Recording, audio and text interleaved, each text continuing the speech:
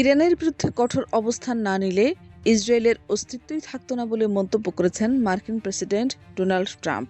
একই সঙ্গে ইসরায়েলের প্রধানমন্ত্রী বেনিয়ামিন নেতানিয়াহু তাকে ইরানের বিরুদ্ধে যুদ্ধে ঠেলে দিয়েছেন এমন অভিযোগও প্রত্যাখ্যান করেছেন তিনি। নিউ ইয়র্ক পোস্টের পড ফোর্স ওয়ান পডকাস্টে দেওয়া এক সাক্ষাৎকারে ট্রাম্প এসব কথা বলেন।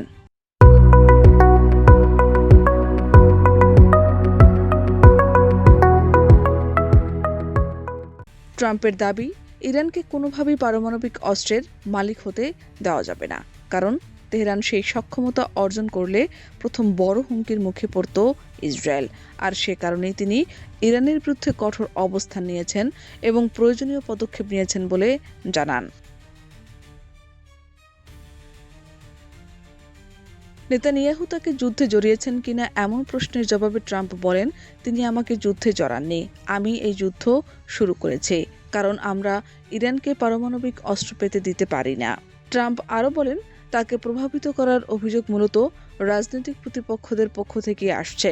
তাদের ভুল সিদ্ধান্তের কারণেই মধ্যপ্রাচ্যে বর্তমান পরিস্থিতি তৈরি হয়েছে বলেও মন্তব্য করেন তিনি।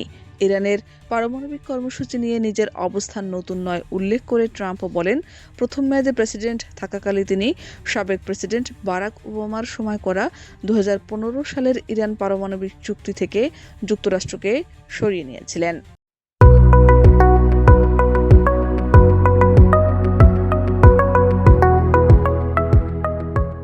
ইসরায়েলের প্রসঙ্গে ট্রাম্প বলেন, আমি না থাকলে ইসরায়েলের এখন কোনো অস্তিত্বই থাকতো না। বিশ্লেষকদের মতে ট্রাম্পের এই বক্তব্যে স্পষ্ট হয়েছে যে যুক্তরাষ্ট্রের সামরিক ও অর্থনৈতিক সহায়তাকেই তিনি ইসরায়েলের টিকে থাকার মূল শক্তি হিসেবে তুলে ধরতে চেয়েছেন। শাহনাজ পারভীন, দেশ রূপান্তর।